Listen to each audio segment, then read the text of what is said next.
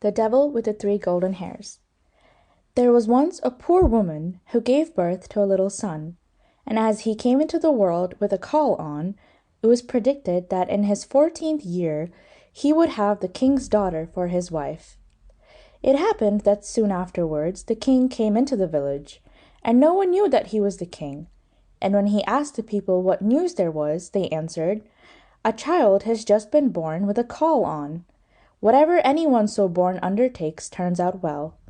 It is prophesied too that in his 14th year he will have the king's daughter for his wife."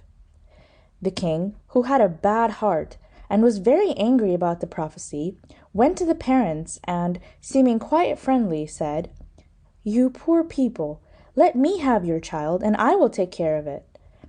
At first they refused, but when the stranger offered them a large amount of gold for it, then they thought, "It is a luck child, and everything must turn out well for it."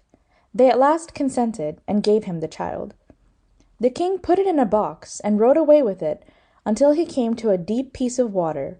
Then he threw the box into it and thought, "I have freed my daughter from her unlooked-for suitor." The box, however, did not sink, but floated like a boat, and not a drop of water made its way into it. And it floated to within 2 miles of the king's chief city, where there was a mill, and it came to a standstill at the mill dam. A miller's boy, who by luck was standing there, noticed it and pulled it out with a hook, thinking that he had found a great treasure. But when he opened it, there lay a pretty boy inside, quite fresh and lively. He took him to the miller and his wife, and as they had no children, they were glad and said, "God has given him to us." They took great care of the foundling, and he grew up in all goodness. It happened that once in a storm the king went into the mill, and he asked the millfolk if the tall youth was their son. "No," answered they, "he is a foundling. 14 years ago he floated down to the mill dam in a box, and the mill boy pulled him out of the water." Then the king knew that it was none other than the luck child which he had thrown into the water, and he said, "My good people, could not the youth take a letter to the queen? I will give him 2 gold pieces as a reward." "Just as the king commands," answered they, and they told the boy to hold himself in readiness. Then the king wrote a letter to the queen, wherein he said, "As soon as the boy arrives with this letter, let him be killed and buried, and all must be done before I come home." The boy set out with this letter, but he lost his way, and in the evening came to a large forest. In the darkness he saw a small light. He went towards it and reached a cottage. When he went in, an old woman was sitting by the fire, quite alone. She started when she saw the boy, and said, "Whence do you come, and whither are you going?" "I come from the mill," he answered, "and wish to go to the queen, to whom I am taking a letter. But as I have lost my way in the forest, I should like to stay here overnight." "You poor boy," said the woman, "you have come into a den of thieves, and when they come home, they will kill you." "Let them come," said the boy, "I am not afraid. But I am so tired that I cannot go any farther." And he stretched himself upon a bench and fell asleep. Soon afterwards the robbers came, and angrily asked what strange boy was lying there. "Ah," said the old woman, "it is an innocent child who has lost himself in the forest, and out of pity I have let him come in. He has to take a letter to the queen." The robbers opened the letter and read it, and in it was written that the boy, as soon as he arrived, should be put to death. Then the hard-hearted robbers felt pity, and their leader tore up the letter and wrote another, saying that as soon as the boy came, he should be married at once to the king's daughter. Then they let him lie quietly on the bench until the next morning, and when he awoke, they gave him the letter and showed him the right way. And the queen, when she had received the letter and read it, did as was written in it, and had a splendid wedding feast prepared. And the king's daughter was married to the luck child, and as the youth was handsome and agreeable, she lived with him in joy and contentment. After some time the king returned to his palace, and saw that the prophecy was fulfilled, and the Luck Child married to his daughter. "How has that come to pass?" said he. "I have quite another order in my letter." So the Queen gave him the letter, and said that he might see for himself what was written in it. The King read the letter, and saw quite well that it had been exchanged for the other. He asked the youth what had become of the letter entrusted to him, and why he had brought another instead of it. "I know nothing about it," answered he. "It must have been changed in the night, when I slept in the forest." The King said in a passion, "You shall not have everything quite so much your own way. Whosoever marries my daughter must fetch me from hell 3 golden hairs from the head of the devil. Bring me what I want, and you shall keep my daughter." In this way the King hoped to be rid of him forever. But the Luck Child answered, "I will fetch the golden hairs. I am not afraid of the devil." Thereupon he took leave of them and began his journey.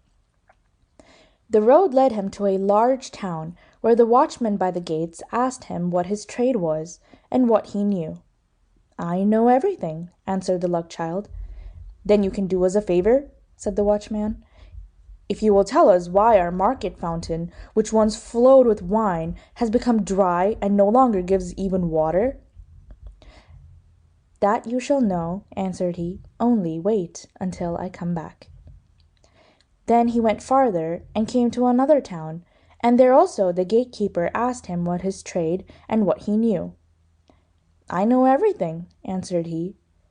"Then can you do us a favor, and tell us why a tree in our town, which once bore golden apples, now does not even put forth leaves?" "You shall know that," answered he. "Only wait until I come back." Then he went on and came to a wide river over which he must go. The ferryman asked him what his trade was, and what he knew. "I know everything," answered he. "Then you can do me a favor," said the ferryman, "and tell me why I must always be rowing backwards and forwards, and am never set free?" "You shall know that," answered he. "Only wait until I come back." When he had crossed the river, he found the entrance to hell. It was black and sooty within, and the devil was not at home. But his grandmother was sitting in a large armchair. "What do you want?"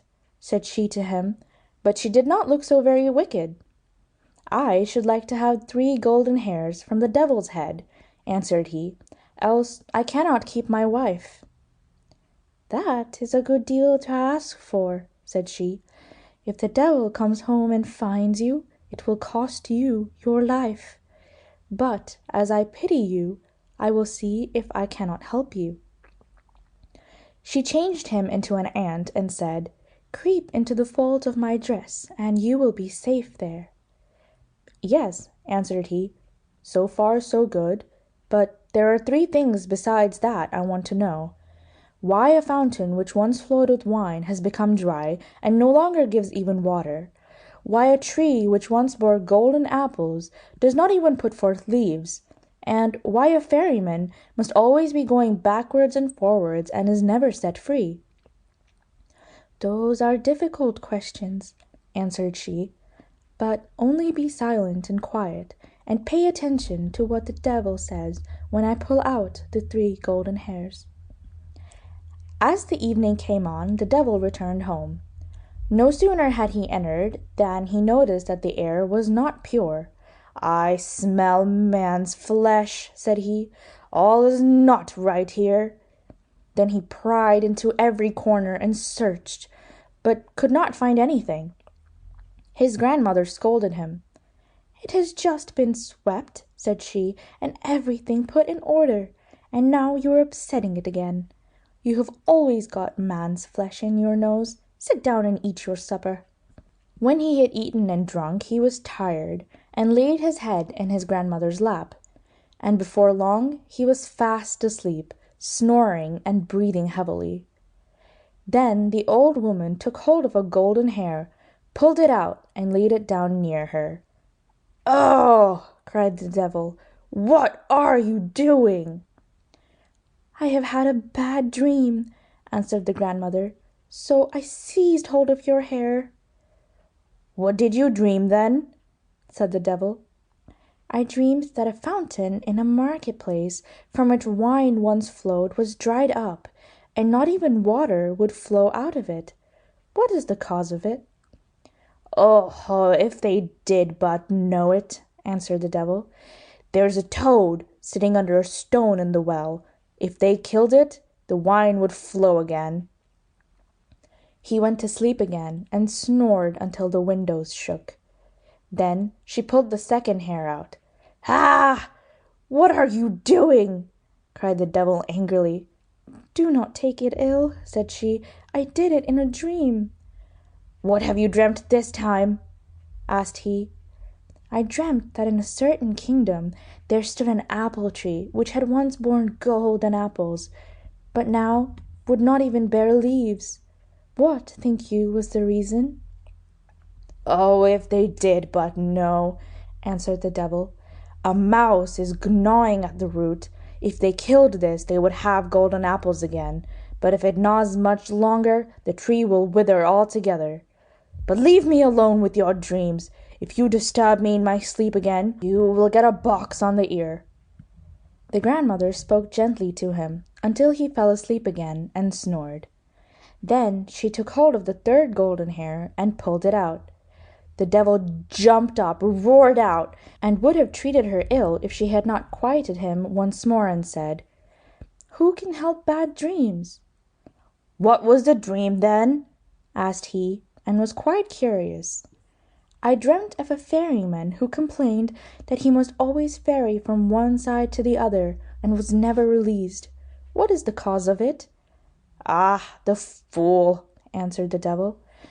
"When anyone comes and wants to go across, he must put the oar in his hand, and the other man will have to ferry, and he will be free." As the grandmother had plucked out the 3 golden hairs, and the 3 questions were answered, she let the old serpent alone, and he slept until daybreak. When the devil had gone out again, the old woman took the ant out of the folds of her dress, and gave the luck child his human shape again. "There are the 3 golden hairs for you," said she. "What the devil said to your 3 questions, I suppose you heard?" "Yes," answered he, "I heard, and will take care to remember." "You have what you want," said she, "and now you can go your way." He thanked the old woman for helping him in his need, and left hell well content that everything had turned out so fortunately. When he came to the ferryman, he was expected to give the promised answer. "Ferry me across first," said the luck child, "and then I will tell you how you can be set free." And when he reached the opposite shore, he gave him the devil's advice. "Next time anyone comes who wants to be ferried over, just put the oar in his hand." He went on and came to the town wherein stood the unfruitful tree, and there too the watchman wanted an answer. So he told him what he had heard from the devil. "Kill the mouse which is gnawing at its root, and it will again bear golden apples." Then the watchman thanked him, and gave him as a reward 2 donkeys laden with gold, which followed him. At last he came to the town whose well was dry. He told the watchman what the devil had said. "A toad is in the well beneath a stone. You must find it and kill it, and the well will again give wine in plenty." The watchman thanked him, and also gave him 2 donkeys laden with gold. At last the luck child got home to his wife, who was heartily glad to see him again, and to hear how well he had prospered in everything. To the king he took what he had asked for, the devil's 3 golden hairs, and when the king saw the 4 donkeys laden with gold, he was quite content, and said, "Now all the conditions are fulfilled, and you can keep my daughter. But tell me, dear son-in-law, where did all that gold come from? This is tremendous wealth." "I was rowed across a river," answered he, "and got it there. It lies on the shore instead of sand." "Can I too fetch some of it?" said the king, and he was quite eager about it. "As much as you like," answered he. "There is a ferryman on the river. Let him ferry you over, and you can fill your sacks on the other side."